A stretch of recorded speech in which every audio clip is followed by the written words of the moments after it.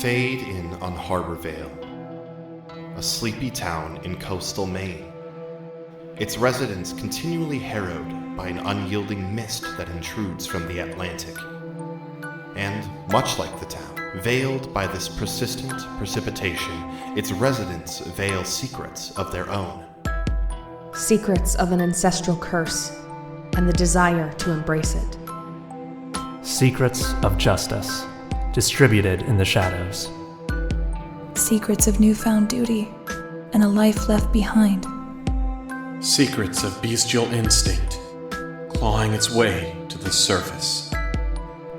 And as we cast our eyes towards these silent secrets, we shall delve even deeper into what truly transpires down by the bay.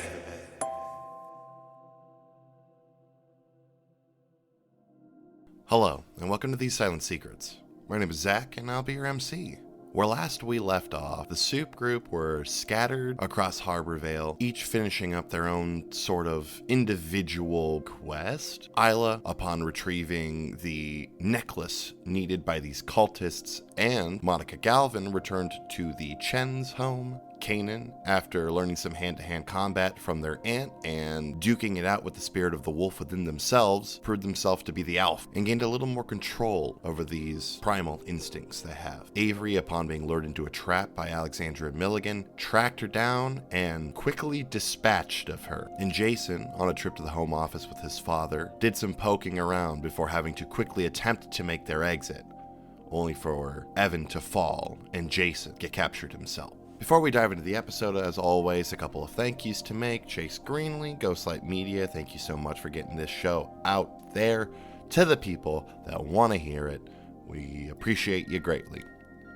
To Doc Adam VO for doing our transcripts. You can find a link to our transcript page in the description of the episode. And then, of course, to Nicole Tuttle-Robb for all her work in scoring the episode, doing all of our social media. She's a real one. Go check out her book, Shadows of Viridia, on Amazon and Kindle. Information about that also in the description of the episode. Please be advised this episode of These Silent Secrets contains a scene of a public torture. The timestamps for those sequences will be in the description as well. With all that out of the way, all that is left is the episode. So, let us dive into this episode of These Silent Secrets, Down by the Bay. Guys, this is about to be madness. Yeah. For the everyday listener who may not have noticed from how quiet the last, at this point, the last two episodes have been, all of that audio I recorded one-on-one with each of our lovely players here. Just because life for the last 2 months, I think everyone has had something come up, like big life thing happen that it's been, so we've done what we could. But I've got everyone here at once. Say hi, everyone. Hi, everyone. Oh my God. Oh, we're all morons. I hate all of us. Person. God, you're so good. But this is about to be madness. I'm so excited. I'm just so scared to tell. Actually, a bit I wanted to do, because I ended up cutting it from the audio originally, but it was a really fun conversation, real fast, I want to have with all of you, that Marcus and I were discussing who we would cast TSS with the Muppets. So, real fast, who do we think our Muppets are, everybody?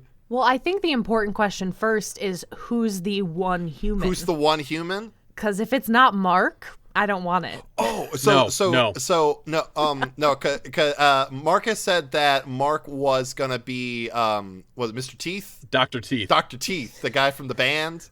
Which I thought was pretty good. Oh yeah. But hear me out, because we were having trouble figuring out who would be Evangeline, Avery's grandmother. Hear me out. The one human, Meryl Streep, as Evangeline. Yeah. Yeah. Yeah. All right. So who are your characters as Muppets, though? I gotta Google the Muppets. Hold on. Yeah. Can I be the chicken that Gonzo's in love Gonzo's in love with? What? Just for personal reasons. Oh my God. What personal What reasons? reasons? I just fucking love that Don't chicken. tell us. So maybe I love that Mariah too. herself is a chicken, and Oh, Isla is okay. someone else. All right. That chicken is just so amazing. I love that. Freddie, hear us out. Marcus suggested Fozzie Bear for Jason. Which, that. It kind of suits your vibe, but also the thought of Fozzie Bear going full, glassy-eyed, killer, seems like the funniest thing ever. Yeah, no, I'm into that. Saying waka waka as you deliver the final blow, yeah. Waka waka. Waka waka, motherfucker. Say waka again. Whenever he puts the headphones in, instead of the song from Blade Runner, it's just the Muppets theme song.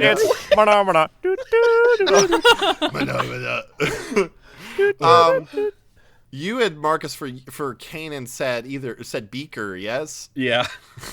Me. Wait, so Isla, you're Camilla the chicken? I mean, I don't know if that's for realsies, but I freaking love Camilla. I think it's really good. Oh, shoot. You know who Avery is? Who? I hate this, but it's true. Avery is the Count. Baby, that's Sesame Street. Damn. Okay, listen. Elmo, the Cookie Monster, Sesame and Street. the Count are on this list of Muppets right now. So Jim Henson needs to get his shit together. Come on, Henson. If we're going newer Muppets, I don't know if anybody's seen the 2011 movie, but Kanan might be Walter. Oh, yeah, that's fair. Am I a man or am I a Muppet? Am I a Muppet? It's a bop. So who did you say for Isla then? If I not don't think we Camilla got the around. chicken. I don't think we got around to it. One dynamic that would make me believe Miss Piggy, aside from her radio persona, would be the amount she flabbergasts Xavier, who would then probably have to be Kermit. Yeah, that makes sense. That checks out. Ah! She's messing with my brain. That was more Pee Wee Herman, I think. But a little bit. I wanted him for Mark, one of the peanut gallery. Oh, I didn't go through properly. It was Statler either Statler and Waldorf. or Waldorf. Yeah. Is Avery Rizzo the Rat? Oh man. I don't know for sure, man. but is she? Yes and no. Holy shit. Everyone's a little bit Rizzo the Rat. Truly. I think deep down. if we found a really good combination of Rizzo the Rat and oh gosh, I'm looking at this one, Bunsen Honeydew. Yeah. Oh, man. I feel like those are the two sides of Avery. Very good. Fantastic. Well, hey, thank you so much for doing that conversation with me. I love casting things as the Muppets. So I still think I'm the Count, but whatever. Yeah. You could be the Count. It'll be a rare crossover. Yeah. Gorgeous. Are we ready to dive in? I don't know. Are we? Well, we better be, because we are. 9 days have passed. Isla. 9 days have passed since you left Monica Galvin's home and returned her to the home of the Chen. So we have a new roommate, everyone. What have you been up to for 9 days? What's one thing that you've been doing? Is Monica still kicking? Monica is still kicking. She's having a little bit of trouble, but Gotcha. her very cancer-addled body is hanging on. I think that maybe we've settled into a routine that I help her as much as I possibly can. Gotcha. But I think I've definitely called Xavier at some point. Okay. Yeah. You called Xavier one day. Yeah, we can just make a scene out of it. Why not? Hey, Art, how you doing? Good. You're not gonna believe this. I mean, yeah. Honestly, there's a lot that last time we talked, you dropped a lot on me that I didn't believe. So you know what? It could be anything. My mind is open. Hit me with it. Well, shockingly, this has kind of something to do with that, but also not. More to do with you than with me. I'm on the edge of my seat. Are you busy right now? No. Do you want to say hi to your mom? Fuck. What? So your mom is right here. Oh Where did you... What? I don't know if that matters that much, coming from me. Okay. So you can talk to her on the phone, or, you could No, meet where us. are you? Where are you? We're at Jason Chen's house. What? Okay, I'll be over. Great. We'll see you then. Okay. And yeah, pretty quickly, Xavier ended up showing up at the Chens, and there was a very teary-eyed, some yelling, some arguing, apologies made, and the two of them sort of, sat like in the den of the Chen's home for a while, just kind of talking through everything. And then things got to a point where they were kind of all right. And he's, before leaving, let you know that he was, as he promised, going to look more into like the accounts of his dad, and trying to sort of find any concrete, fingers pointed at the weirder shit that his dad has been sort of had his fingers in as of late. Did Monica fill him in on anything of that nature? Yeah, Okay. Part of their conversation is the discussion of like what you have told Xavier, what she has told you, and yeah, a lot of information is tossed around and discussed. Avery, it has been 9 days since bloodily you left a warehouse after killing Alexandria Milligan. Ooh. What have you done in those 9 days? Yeah. So I was darkest when I left. Wait, 1 second. I just want to watch Marcus a little bit here. Bro, that shit caught me so off guard. Hey, I phrased it that way for a reason. I was just like, bud. it took me a couple seconds. I was like, what did he just say? Do I need to repeat? No, I heard it. It just took me a moment to process it. Cool. So Avery, what have you been doing? So I was darkest when I left. Yes, you were. And I know that one of the main things that Avery wanted to do was to go get the effigy and have it in her possession. Wonderful. So you return to the storage locker that you and Jason purchased, and as you claim your jacket bundle, the effigy is not there. You just have a rock. Right. I think I call Kanan. All right, so you call Kanan.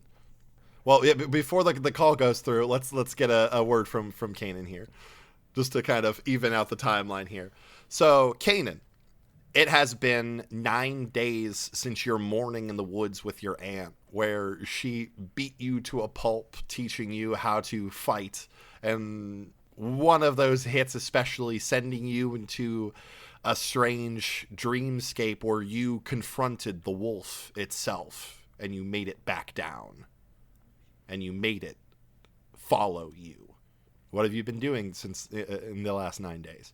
Kanan has been getting very little sleep because in this time, mostly at night, they have been testing out just falling into darkest self voluntarily, and then coming out of it at sunrise, basically just to like hone my senses.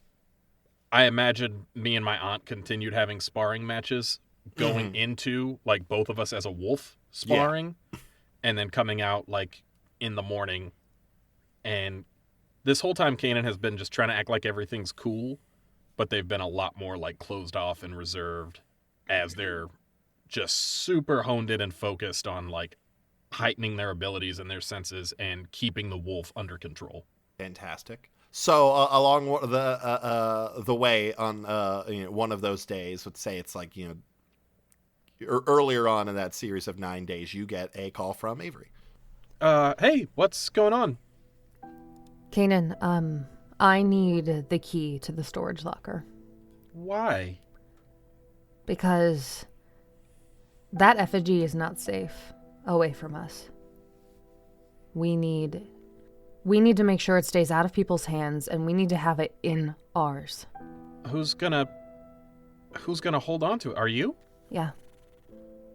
Okay. Have you talked to Isla and Jason about this? No, I haven't. Should we?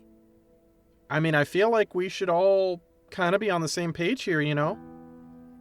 Fun interjection here as you talk about having a conversation with everyone.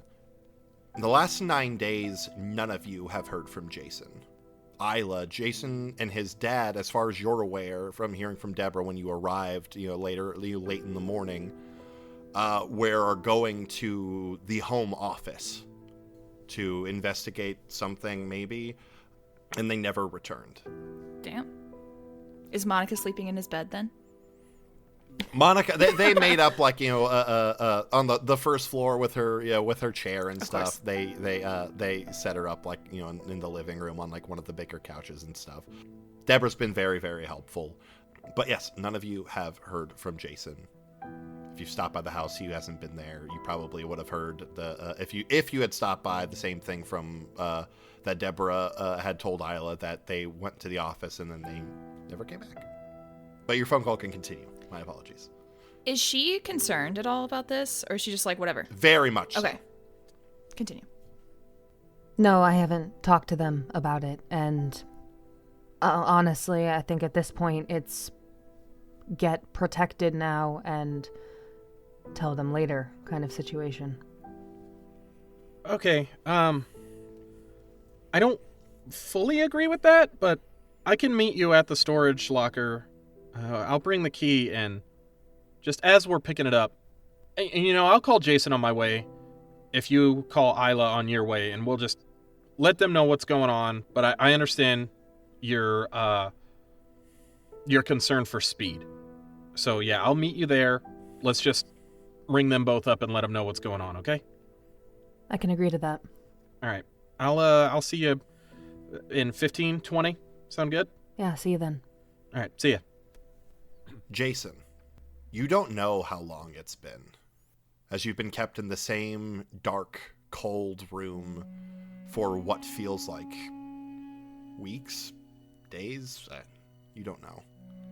A unknown amount of time since your father and you made a mad dash trying to leave your home office, only to be stopped, cutting down dozens of operatives, only to watch your father get struck down and captured yourself. What do you do? So, of this time, that I've been here, how much of it have I been conscious? You don't know. Fair. You woke up, in the room after, the amount of blood that you probably lost. You maybe went unconscious after the fight. Yeah. And you woke up alone in this room. There's no light. So you have no clue how much time has come and gone. I feel like the first few days, Jason does nothing with the time. He's just sitting in the corner, just staring at a wall. What does it look like in here? Is it a jail cell? Is it just a closed room? It looks like, in a movie when someone gets caught counting cards and they take him to the back room to beat the snot out of them. Mm-hmm. That sort of pretty sparse, maybe a chair or something in here, but it's just kind of a dark room with not a lot in here. They just used to if someone's starting trouble that they huck someone into, or if they need to work someone over, this is the spot. Yeah, I think Jason spends most of the time just blank. And I would say after a few days, maybe when they feed him, if they pass food into the room or whatever, if there's a utensil, a fork or something, he'll carve a tally for each day. But this is ultimately a meaningless tally because he didn't know how many days were at the beginning. That's all he does. Nice. And you can't tell like if there is a set schedule to it. You know, a little sort of slidey door at the bottom of like the door to the room kind of kicks open. It's not like sunlight doesn't come in or anything, but yeah, a tray of, you know, like some bread and water gets slid into you, and then it shuts. And that's how your time goes for a while. It's just this vacuumous, like, dark. Great. I don't know what else to describe it as. Meanwhile, though, in Harbor Vale, so it being 9 days, it would be a Monday. So you'll wake up. Do you guys go to school? Is it possible to because Avery would have told Kanan about Alexandria before the 9 days was up. Is it possible for us to have that quick conversation at the storage unit? Of course we can have that conversation. Okay. Please. So when did you say that this would Probably happen? when they get to the storage unit. Oh, awesome. So yeah, we can cut back real quick. So yeah, you two meet up. It's the day 7 of the 9, so it's like the next Saturday to collect this bundle. Avery's brought like a thick leather backpack for transportation purposes. Kanan has brought a key. Thank you for doing this. Yeah, so I tried to call Jason. He didn't answer. I left him a voicemail, but I'll try and get a hold of him later. Yeah. Did you talk to Isla? Sure. Yes. We'll say I did. So if yes, Isla, if you want to be at this meeting, then you totally could. But that is up to you. Something that will decide if I'm there or not. Is Julian awake? No. When you returned after the phone call that you received from Julian as proof that the creature could make him wake up Lied to me. when he wanted, as you came back, he was sort of draped over like the foot of the bed. Like he had gotten up, found a phone, called you, and then passed out again. Okay, then I'll be there. Awesome. So the 3 of you are there then. Thank you for doing this. I know that we made a plan to keep this here, but I think that it's smarter to have it in our possession. I mean, plans change. It happens, so, I mean, if you've got some new information... Quick question, though. What are you gonna do with it? Same question. Nothing, unless I have to. I just think if it's in our hands, that's less time that it has a chance to get in theirs. Where are you gonna put it? And I'll hold up the backpack, and I'll go, I've seen what people on the other side of this can do with weapons that they just find around. Let's say, find around a hospital room, for example.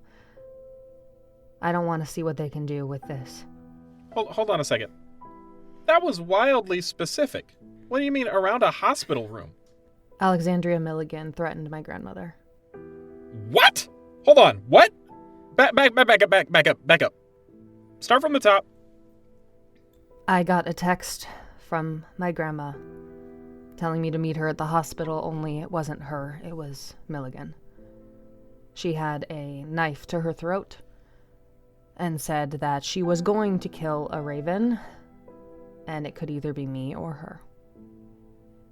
I chose neither, and now Milligan is no longer an issue. Clarify. I think you know what that means.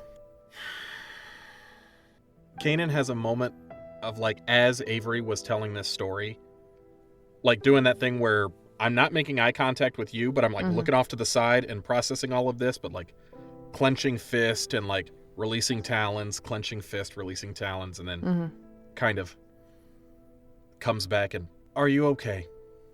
I will be. Well, if you need to talk about it, I've obviously gone through something similar, so I'm here. I have to say I was worried that revelation might make our friendship difficult.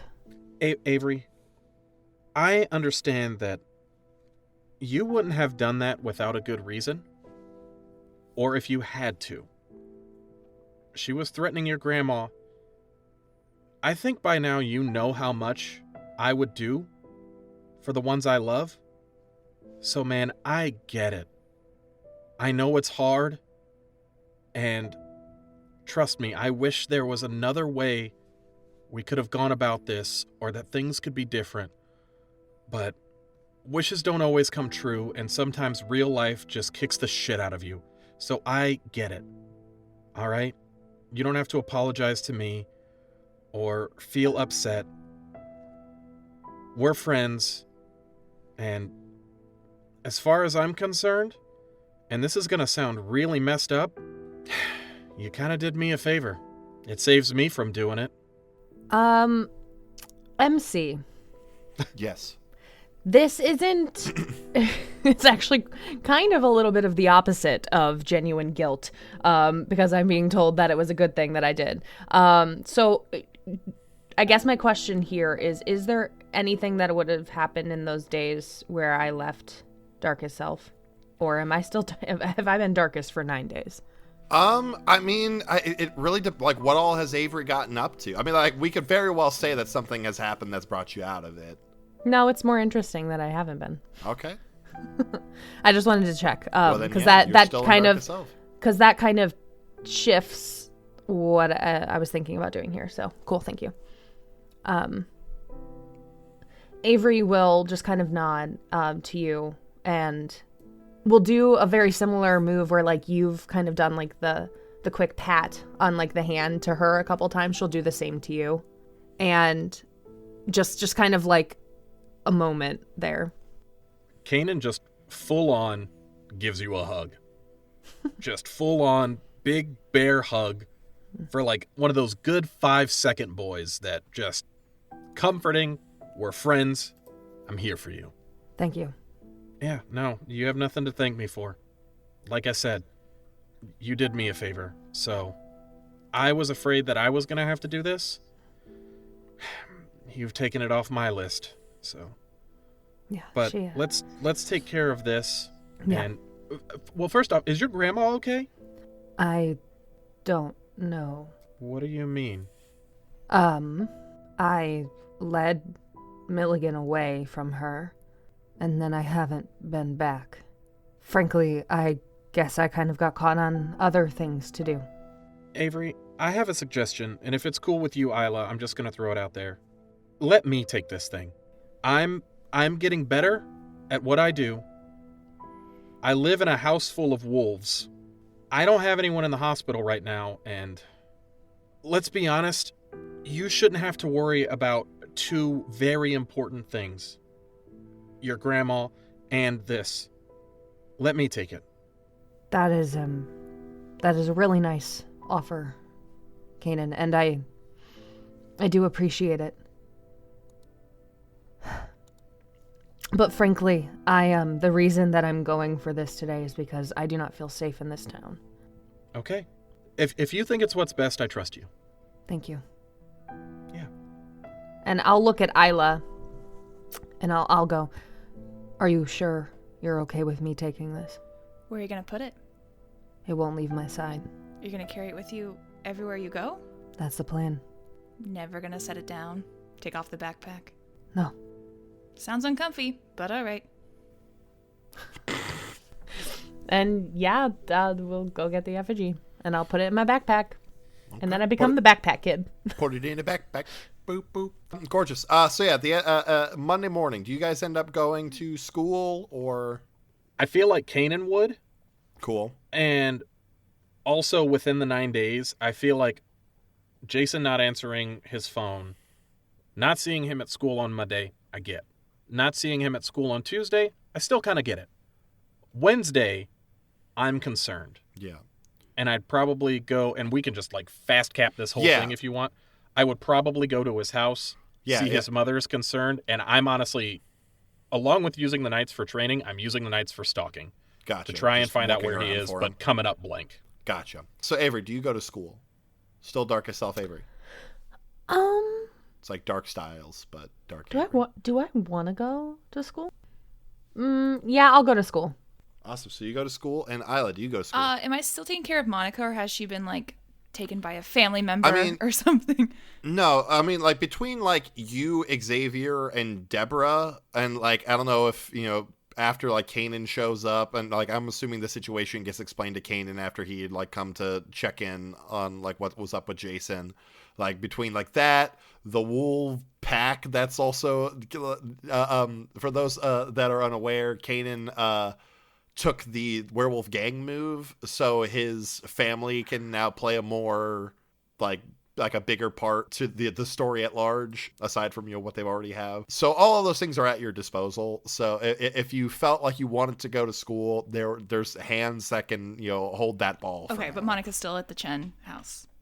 Yeah, Monica's still at the Chens. If you go to school, like all of last week, like if you went to school at all last week, like Deborah took care of her during the day. Like, I'm gonna go to school. Awesome. So you guys go to school.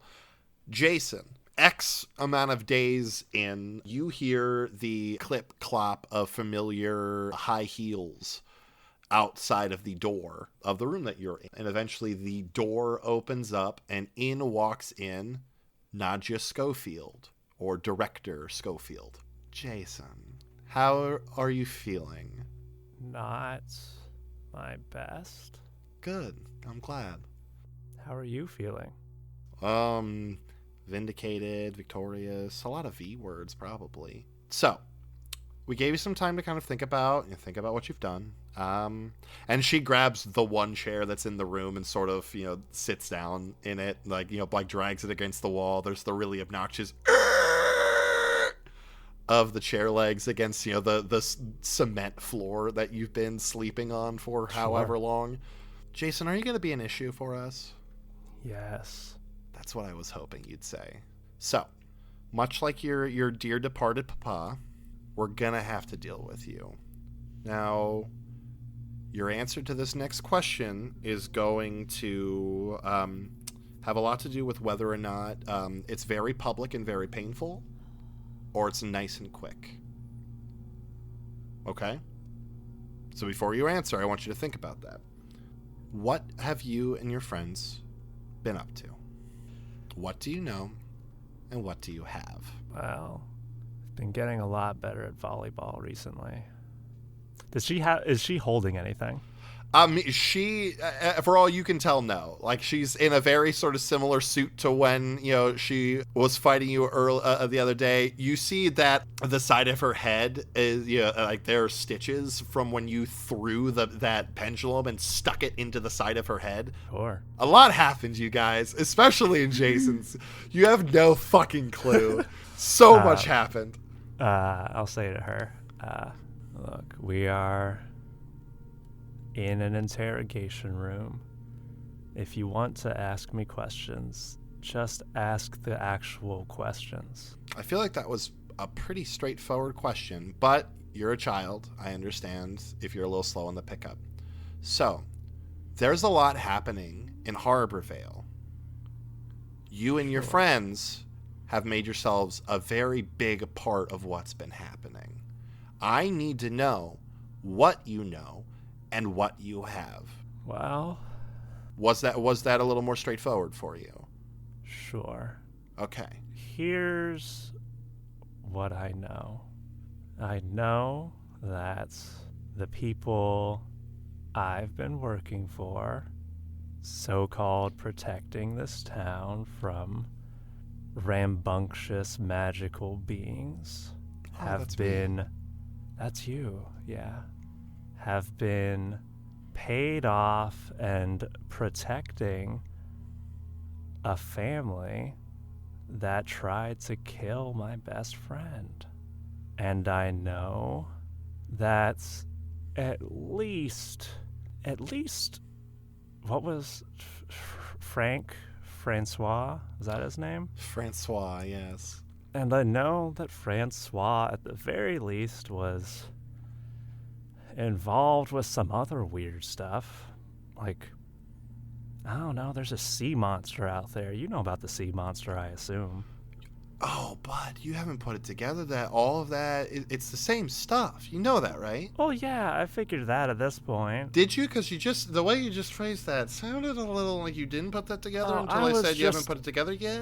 I was just trying to do it with a little bit of theatrical presentation. I understand that someone as bland as you doesn't understand the importance of presentation. She looks around the room and goes, "It's a terrible venue, Jason." Well, then you shouldn't have picked it.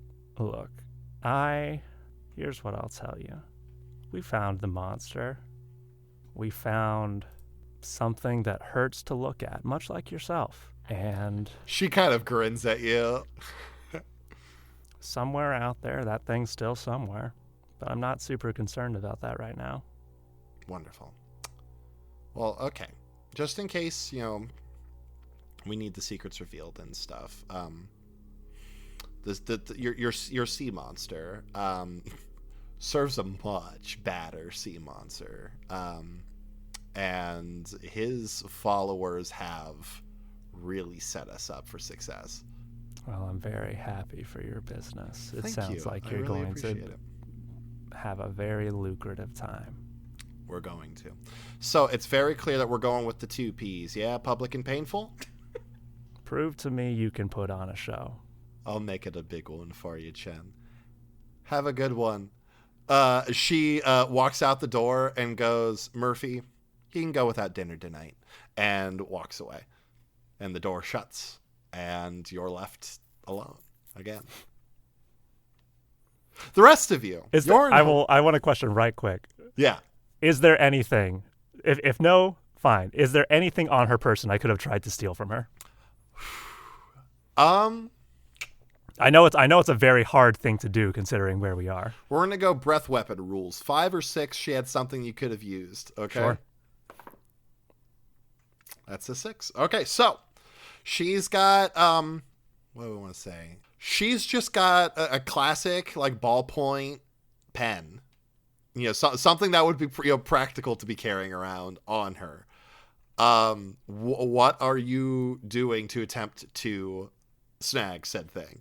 I think if it's a pen, I just am going to, as she's leaving, I'm just going to ask her. I'm going to say, before you go, would you mind, could I borrow that pen, maybe some paper? I figured it'd be fun to write a will. Not sure what you own, kid, but she takes the pen out of her pocket. Well, how about you roll to keep your cool to see how much of a smooth customer you roll here. Cool. To see whether or not this works. How about can I? Yeah, if you want to make a case for something else. Totally. I want to argue rolling for hot for turning on. I'm fine with that. I'm fine with that. Cool. All right, let's see what happens. Nope. Ooh, that's a big fail. Did you claim? No, because you ended up using it when you threw the thing into her face, yes? Because you I think at one point you had a string on her, but I think you used it. I think I did too. Yeah, I think you used it to throwing knife her in the right in the face area. Yeah. Awesome. So yeah, she sits there and goes, "Nah, you don't own anything, kid. There's no reason to write a will. Have a good one." And the door shuts. That was good. That was a good thought, though. On the bright side, that's an advancement, baby. That's 5 experience. Oh yeah, that's an advancement in your new skin. Yeah.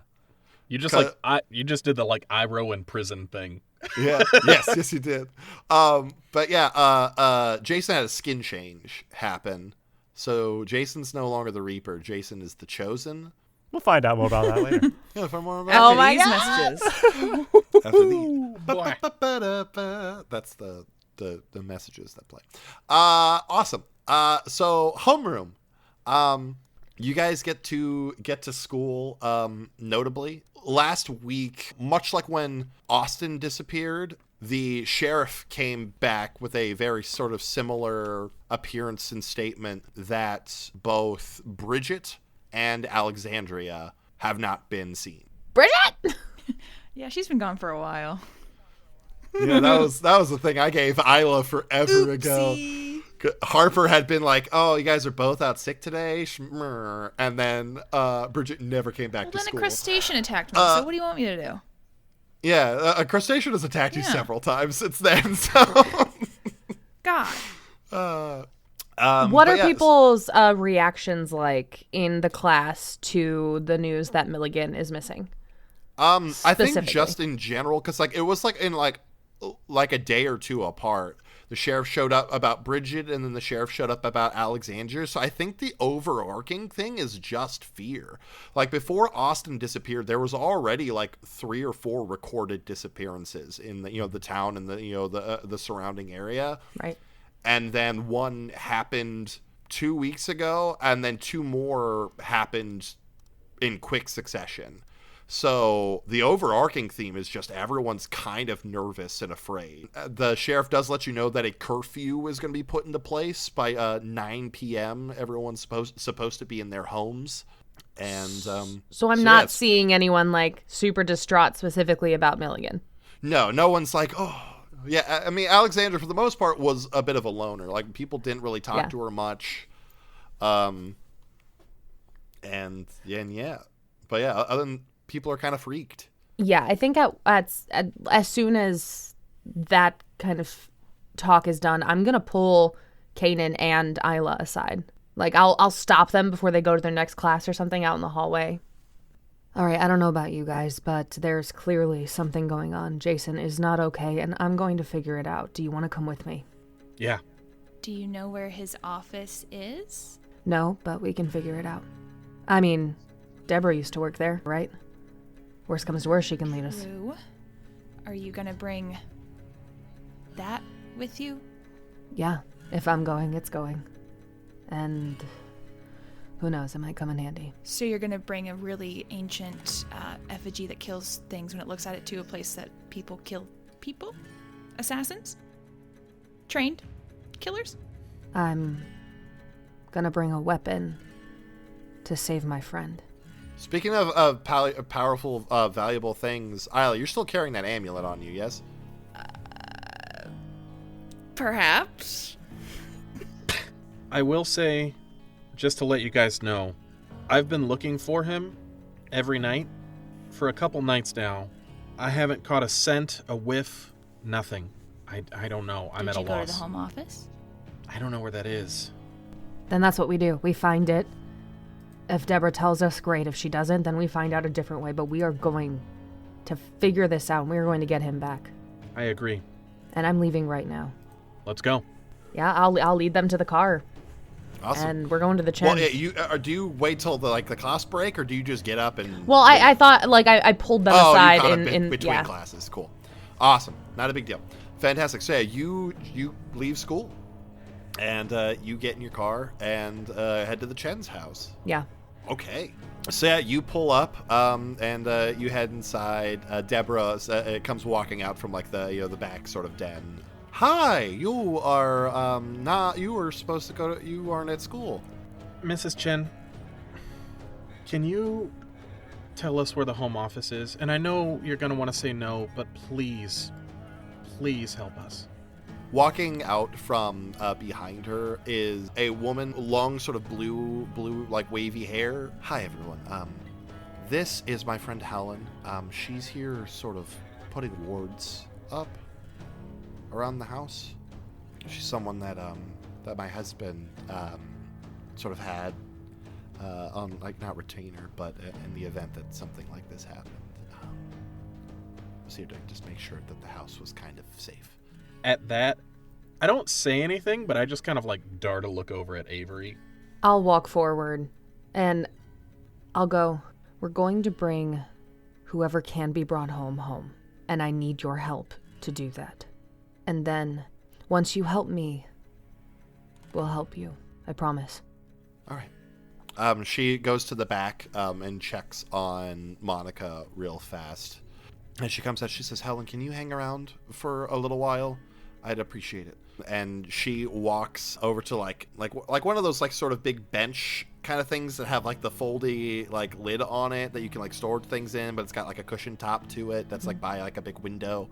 And she starts like pulling things out of it, and she pulls out like what looks like a saber, like a not what, it's not fencing when you use a saber, right? It's That's a It's foil? still a foil is like a fencing fencing. sword or like a rapier, but like it's similar to fencing. There's fighting with a saber. I don't know if that counts as fencing or if it's something else, but it's like like a dueling saber that she pulls out and ties around her belt just in case. All right. Yeah, I'll lead her to my car. Okay. Also, just for Kanan and Isla's sake, this is probably the longest that you've ever heard Avery go without asking somebody if they're okay.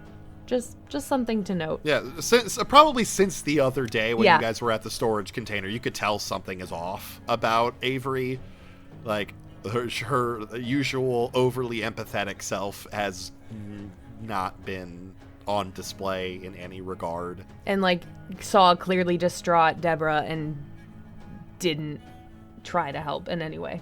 I'm not gonna lie, I don't think Kanan would notice. That's fair.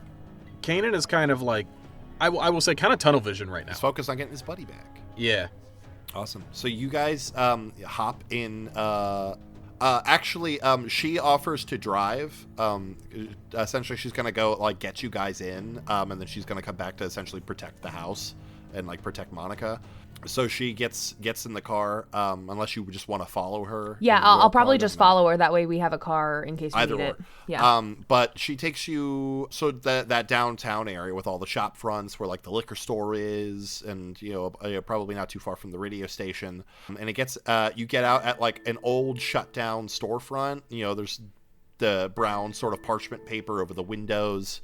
And she gets to the door and full on like draws her saber, like shoves it between like the crack of the door and just lifts like super hard for how small she is. And you just hear like a crack happen, and she opens the door. All right, come on. And she leads you in through the rundown shop. There's like the cloth sort of over like some old shelves and stuff, but leads you to the back to a wall of filing cabinets. They're like stacked to the ceiling. It's kind of ridiculous. And pretty deftly she reaches up, puts her hand around the handle and, with her thumb pulls the little like latch trigger thing over on a series of them kind of in a sequence. And she goes, all right, so this is going to open and you're going to be right in the heart of things. Everyone there is going to be able to kill you. I need you to know that what you're about to do is a little foolhardy, but I appreciate what you're going to do for my boys. So, Should we have tried to blend in? I mean, maybe. Well, you guys are always so nicely dressed, and we are in, my sneakers squeak. With any luck, they've got something going on, and maybe you'll be fine. I can poke my head in real quick if you'd like. You're not supposed to be here, right? I mean, no, but neither are you. Kanan just puts a hand on her shoulder and says, I understand. And I'd be lying if I said I wasn't scared too, but we're going to do what we can. Okay. All right. You need to stay and protect Monica. And it doesn't help if we all get taken down. And then I'll look at Avery and Isla and full confidence, like neither of you are used to Kanan this way. Just if anything goes down in there, get behind me. Avery nods at that. And you see she goes and she takes the backpack and she puts it on front facing. So it's easily zippable. Yeah, sort of, Avery, she kind of, puts a hand on your shoulder. Thank you. Jason is fond of you, so. And she comes to you, Isla, and, it's odd because she looks at you and, puts her hands, to, the sides of your face. Probably something that, your mother used to do. Like, she looks at you like a mother to a child does. You stay safe in there, okay? I think Isla tries to be, yeah, whatever. But she breaks and gives her a hug. Like she would to her mom. You come back, okay? And then she goes to you, Kanan, and sort of slaps her hands on both sides of your arms and kind of gives them a squeeze. I feel like you and Deborah know each other pretty well. Yeah. She looks up to you with worry, but also trust in you. Bring them back to me, Kanan, please. And I feel like she would also kind of clock this, like, new determination and confidence within Kanan.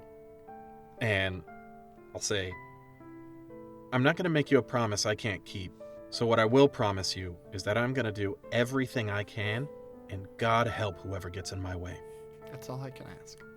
And she sort of, like reaches up and kind of brings you down and gives you like a little peck on the cheek. I'm going to hold down the home front. By the time, hopefully, by the time you guys get back, Helen's Swords will be up. And if you need an Alamo of sorts, my house is always open to you, okay? That goes for your family as well, Kanan. And yours, Avery, if you need a safe place for them to be. Thank you. Can you tell my parents where I went, but not the location? Yeah. I'm afraid they'll try to come here. No, I'll let them know that what you're doing. Thank you. Okay. Be safe. Actually, MC. Yeah. I think Deborah's saying find a safe place for your family, Avery. Mm-hmm. That might make Bring you Avery. out of it? Yeah, I think so. Okay. I still don't know if my grandma's okay. It's been 9 days. So I think just hearing that and her being reminded of the fact that she's neglected that part snaps her out. Okay. So yeah, I think both of you, like if you look at Avery, you see that her expression's already kind of softened. All right. Be safe, all of you, please. I don't know what else to say. It's fine. Fight hard and be smart, okay? You too. I'll kind of go to grab her hand before she walks away, and I'll kind of pull her a little closer, and I'll go, no matter what happens in there, you're going to be okay. Her eyes sort of well with you saying that. You're definitely trying to be reassuring, but a reality that she's been trying really hard to push away sort of hits her at the same time. Yeah. And she just kind of gives you a foggy-eyed look and nods her head and turns and leaves. And the filing cabinets sort of settle after this whirring of gears and stuff, and two of them have pulled out and settled to the side, and the sort of archway that creates illuminates, and you are able to head into the home office. Kanan turns to you two, and if things get hairy in there, I want you to know that it's okay to back out. All right? I know we haven't been friends for a long time, but I care about you guys, and I don't want to see anything happen to you, but I gotta let you know that no matter what happens, I am not stopping until I get Jason out of here or until they take me down. You're not alone in that. Let's hope the first one comes first. Let's hope. Let's fucking do it. You head in. Jason. Yeah. What feels like probably a couple of hours, maybe. Again, it's kind of hard to tell. You hear a couple sets of footsteps outside your door. The door is quickly thrown open, and three men come in and attempt to, apprehend you. Just let it happen. You just let it happen, okay? Yeah, they grab you and get you up. Put some some binds behind your hand, your back, and they begin to lead you out. You get your first real full glimpse of light in you don't even know how long. Your eyes are stinging, but you get your first also gulps of not stale air, the same air that you've been breathing for days at this point. And your vision begins to kind of clear up, and your eyes kind of adjust to the light after a couple of moments of them leading you through. And you open your eyes and you are seeing the first glimpses you've gotten of actual daylight. It is daytime. The sun is out. It's shining through now the giant glass windows of this seemingly mundane office building, and you're led through through floors into an elevator down into sort of like a big conference room, it's like a big room where if all of the company of this place got in one room, this is the place they would go. If there was a big mass announcement or a big giant ass staff meeting, this would be the place to be. And the room is bustling with the sound of, of footfalls and conversation as you are drug in up a set of stairs and onto like a stage, and you're kind of thrown down onto the deck. Are you still just kind of going with the flow? Do you do anything while you're up there? I think I probably just like stumble and faceplant as I get tossed up there. But for now, I think I just like, with my arms still bound, I'll like get back up on my feet and just look out and face the crowd.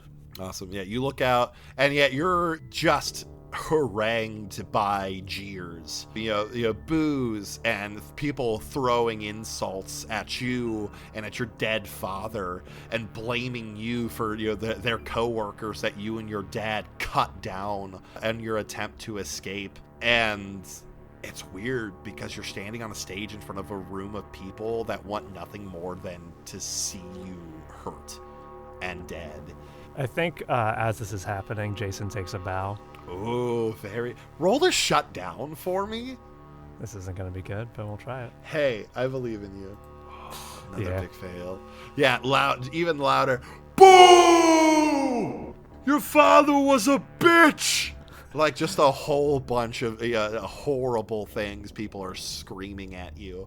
And eventually, one of the people that carried you up kind of grab you by the, where your hands are tied together behind your back and pull you sort of, back a few steps. And the familiar sound of high heels clicking come up the stairs at the side of the stage and join you on the platform and approach a microphone. And, with two fingers, Nadia, smacks the mic to test it. Hello, everybody! And everyone's, yeah, that's the director. Yeah, I do a crowd of people really, really well. Folks, let me introduce you to Jason Chen. And again, the boo! Like it's loud, it's uproarious. So, earlier today, I gave Mr. Chen a choice to help us all out just a little bit after his grievous missteps the other day. Or, and she sort of gestures at the room around her, or this would happen. And everyone's like, yeah, fucking kill him! And lucky for myself and all of you, he chose this lovely occasion. So how should I do it, folks? Death by 1,000 cuts! Eels! Make him get bitten by eels! Just a bunch of bullshit, like ways to kill that someone. one person really wants eels. Yeah, it's like in a fucking cabin in the woods when that guy's like, just Mermaids. once I want to see a Mermaids. merman. Yeah, he's been asking for eels for years. They're never gonna do eels. And a bunch of things happen, but she's like, I like Death by 1,000 Cuts, don't you? And everyone gets very, very excited. And she goes, all right, gentlemen, let's start with the back, shall we? And they reach up, the guys that were holding you, they tear your shirt open, and they turn you around. And she pulls, like, the hem of her shirt up and reaches sort of behind her back and pulls, much like how your father did and how he did when he yanked Francois' own Reaper weapon from his own arm, pulls this, like, it's like a sickle, it goes out and does like the big sort of crescent shape, and she brandishes overhead as the whole crowd begins to cheer, and she walks over to you, and again that of her high heels hitting the stage as she steps behind you, and she just ever so casually puts the tip of the sickle to your back and just slowly drags it down your back, and it's excruciating. Jason, like, grits his teeth and, like, grunts for a bit, but makes a point to not cry out. And she puts it back up again, and a little faster and a little rougher drags it down again. And she sort of steps out from behind you. Do you like that, folks? Yeah. And everyone's, yeah! I wish it was eels. I wish it was eels. Meanwhile, the three of you are approaching, and it's a ghost town up here. I don't like this. Guess we didn't need to blend in. Yeah, Apparently. this is unsettling. Maybe they had Monday off? Can I And MC, I'll leave this one up to you. Can I try and find a scent? I don't know if you want me to use gaze or heightened senses. Yeah, roll heightened sense. Yeah, roll gaze for me. Okay. And then... Sounds like you're trying to latch onto, like, a specific scent, so... Yeah. No, for your indication, it is daytime. So I thought so, because we left school, like, kind of early. Yeah, like, you left, like, after first period. You had homeroom and then history in the same room, and then on your way out. Jesus. Is that a fail? Oh, mark experience. No! A 2. Someone's gonna die. Fuck. Shit. Yeah, you're trying to smell. The problem is, it's a busy building. Like, I know it's dead right now, but, like, people come to and fro all day. And, you know, seemingly it's been over a week since Jason was here. You're not getting any sort of a scent from him. Anything? No. Kanan is getting, like, visibly frustrated. Hey, let me try. It's okay. Take a breath. Yeah. And I will gaze into the abyss. Okay. Let's see here. I have switched my dice because pluck the dice. Yeah, the luck from today my is- little one shot too. Okay. And what is my dark? I think it's a 2. Nice. That is a 10. That's a 10, full success. Fantastic. So yeah, it's like like when you see like someone, you know, it's like filming like the BTS sort of reel, and they like, you know, speed up like when people are like walking through hallways and stuff. Yeah. Your vision sort of jumps out and just goes zooming through this place, looking for, like, first and foremost for anyone, and you don't catch it. But as you sort of, you know, start narrowing down the space here and you get closer, you're hearing, yeah, just so much noise coming from, you know, a room in the distance. And you keep going and going and going, and your vision cuts through the doors of a room into this big, like, conference space where you see Jason on stage as a woman with fiery sort of like red, pink hair, orange eyes, tan skin, is cutting into Jason's back as 2 large individuals hold him in place. And there's a crowd of people who are just cheering, and you pull back. We have to hurry. We have to go now. Come on, follow me. Let's go. Thank you so much for listening to this episode of These Silent Secrets. If you like what you heard and you want to support us, well, there's just a whole bunch of ways you can do that. Some super easy ones: like, review, subscribe, and whatever podcatcher you're listening to us on. Your ratings, your reviews go a long way letting people know that, hey, this is a good show and that you should listen to it. And then they do, and it's great. Another super duper easy one is just to tell a couple of friends about us. You know, you're at work and you got your headphones in, and, you know, Gerald goes, hey, what you listening to? And you're like, well, let me tell you about this fantastic Monster Hearts 2 podcast that is led by a bunch of big old nerds. And they go, well, that just sounds great. And you go, I know, Gerald. And then he starts listening to it, and then he tells Marianne down the way. And then your whole office is just obsessed. And you know, those awkward moments at the water cooler, when you don't know really what to talk about, you can talk about our show. You'll have that in common because you all love it just so much. If you want to support us financially, you can do that as well at patreon.com/ghostlightmedia, where you can donate to us monthly. Support all the shows on the Ghostlight Media Network and get some fantastic rewards for yourself. You can check us out on Twitter, where we've got tips enabled, and you can check us a few bucks maybe if you can't do the monthly Patreon thing. Or you can check out our merch store at tpublic.com/store/ghostlight. Buy yourself a mug, buy yourself a t-shirt or a hoodie. All the things are fantastic. All of our stuff's been designed by Nicole. Sup, Nicole. And, yeah. That money supports us. If you want to check us out online, you can do so. Our website's thesilientsecrets.com. Our TikTok is @thesilientsecrets. And our Twitter is @silentsecretpod. You can also find us each individually. Nicole @NicoleVoice, Marcus @MarcusRVO, Mariah @_Mariah Clawson, and Freddie @Freddie_PowPow. Myself @ThatGuyZachRobb. We'll be back in 2 weeks with the continuation of the story. I think we're getting kind of close to the end of the season, everybody. It really depends on how much my lovely players fail. So we'll see. But until next time, may your secrets stay hidden. And if you're gonna get yourself captured, make sure you have some sort of convenient device to aid in your escape somewhere concealed on you.